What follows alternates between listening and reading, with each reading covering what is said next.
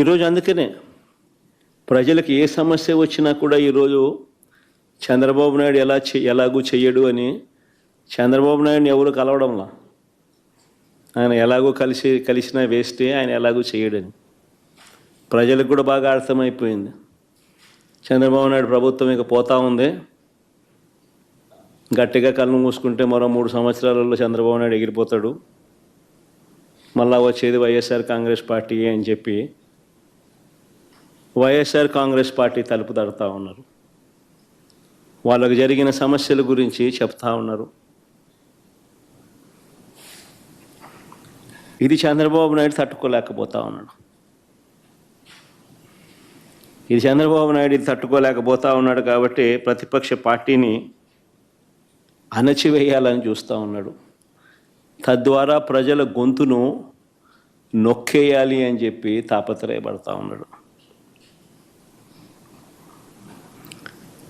దీనికోసం చంద్రబాబు నాయుడు గారు విచ్చలవిడిగా అధికార దుర్వినియోగానికి పాల్పడుతూ ఉన్నాడు.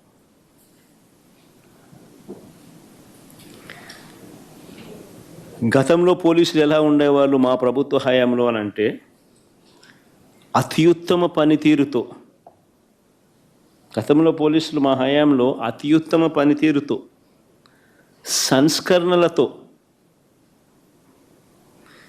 పీపుల్ ఫ్రెండ్లీ పోలీసింగ్తో తలెత్తుకొని పోలీసులు పనిచేసే పరిస్థితులు గతంలో ఉండేటివి. స్పందన అనే కార్యక్రమం ఉండేది.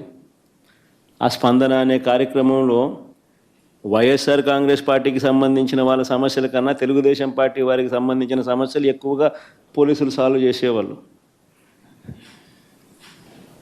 కలెక్టర్లు సాల్వ్ చేసేవాళ్ళు. ఆ రకంగా ఎక్కడా కూడా వివక్ష అనేది చూపకుండా ఎవరికి ఏ సమస్య వచ్చినా కూడా పోలీసింగ్ అనేది కానీ సమస్యలు సాల్వ్ చేయడం కానీ తలెత్తుకొని చేసే పరిస్థితులు గతంలో ఉండేటివి అధికారులకి.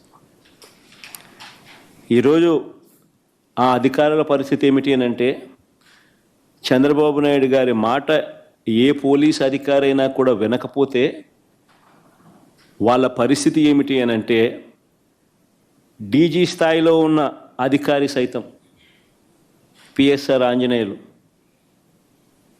డీజీ స్థాయి అధికారి, ఈయన మాట వినకపోతే తప్పుడు కేసులు పెట్టి అరెస్ట్ చేశారు. మరో డీజీ స్థాయి అధికారి సునీల్ కుమార్ను, మరో అడిషనల్ డీజీ సంజయ్ను, దళిత ఆఫీసర్లు వీళ్ళంతా,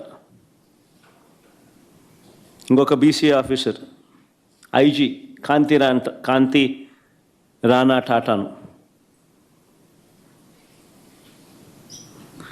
డిఐజీ ఎస్సీ అధికారి విశాల్ గున్ని, వీరందరిపై తప్పుడు కేసులు పెట్టి సస్పెండ్ చేయించారు.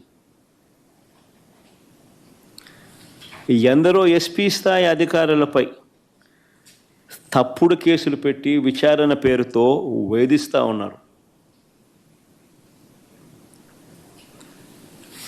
వీరు కాక 4 నాన్ క్యాడర్ ఎస్పీలు, ఒక కమాండెంట్ స్థాయి అధికారి, 22 మంది అడిషనల్ ఎస్పీలు, 55 మంది డిఎస్పీలకు పోస్టింగులు లేవు.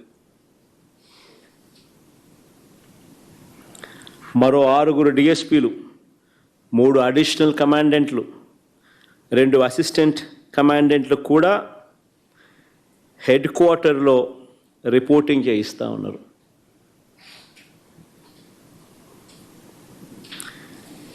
ఎనిమిది మంది డిఎస్పీలు సస్పెండ్.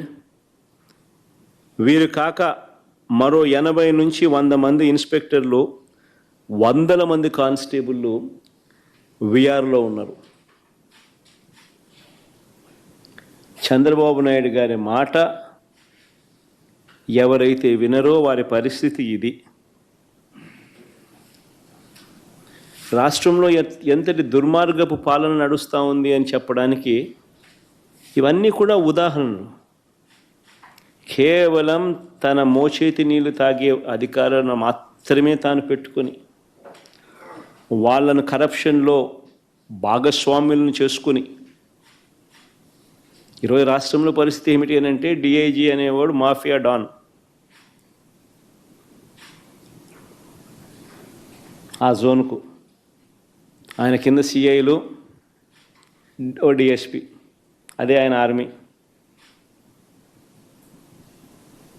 ఆ నియోజకవర్గంలో జరిగే ఇసుక కానీ, నియోజకవర్గంలో జరిగే మద్యం కానీ, ఆ మద్యం బెల్ట్ షాపులు నిర్వహించాలన్నా దాని పర్మిషన్లు కానీ, ఆ నియోజకవర్గ స్థాయిలో ఏ పరిశ్రమ నడవాలన్నా కూడా ఎమ్మెల్యేకి ఇచ్చే కప్పం దాకా, ఆ నియోజకవర్గంలో పేకాట క్లబ్బులు నడిపే విషయంలో కానీ, ఏ విషయంలోనైనా కానీ డిఐజీలు ఆధ్వర్యంలో సిఐలు డబ్బులు కలెక్ట్ చేస్తారు.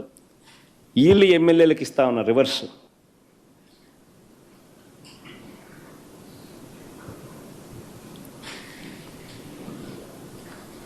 సగం వీళ్ళకి ఇస్తూ ఉన్నారు, సగం పైకి పెద్దబాబుకు చిన్నబాబుకు తీసుకొని పోతూ ఉన్నారు.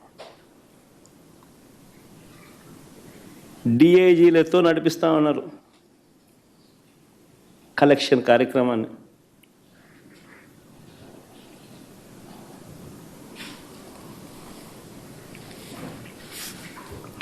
ఇవన్నీ చూసి భరించలేక కొంతమంది ఐపీఎస్ అధికారులు ఈ మధ్యకాలంలోనే చూసాం. Siddharth Kaushal youngster, young IPS officer రాజీనామాలు చేసి వెళ్ళిపోతున్నారు వీఆర్ఎస్లు తీసుకొని. ఎందుకంటే ఆయన ఢిల్లీకి పోవడానికి రిలీవ్ చేయడు, ఎన్ఓసి ఇవ్వడు. సో ఇక్కడే ఉండి ఈయనతో వేధింపులు ఎందుకు అని చెప్పి ఏకంగా రాజీనామాలు చేసి వెళ్ళిపోతున్నారు వీఆర్ఎస్లు తీసుకుని.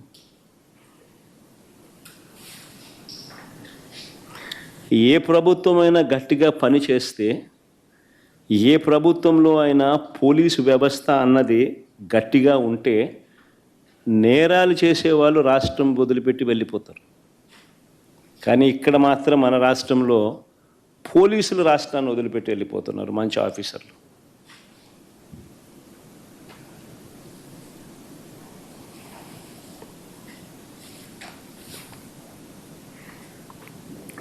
నేను అడుగుతా ఉన్నా, చంద్రబాబు నాయుడు గారు ఇన్ని సంవత్సరాలు 45 ఏళ్ళ ఇండస్ట్రీ అంటాడు, ఇన్ని సంవత్సరాల రాజకీయ జీవితం అంటాడు. నేను అడుగుతా ఉన్నా, చంద్రబాబు నాయుడు గారికి రాజకీయ పార్టీకి మౌలికంగా ఉన్న హక్కులు ఏమిటో చంద్రబాబు నాయుడు గారికి తెలియదా అని అడుగుతా ఉన్నా.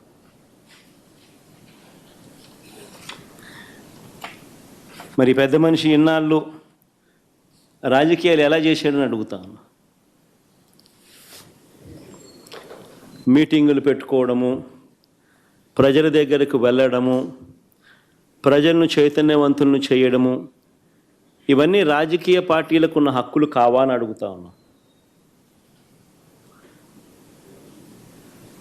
ప్రభుత్వం ఏదైనా అన్యాయం చేసినా, ప్రభుత్వం వల్ల ఏదైనా నష్టం జరిగినా, ప్రభుత్వం ఏదైనా మోసం చేసినా ఆ ప్రభుత్వాన్ని ప్రశ్నించే హక్కు రాజకీయ పార్టీలకు లేదా అని అడుగుతా ఉన్నా.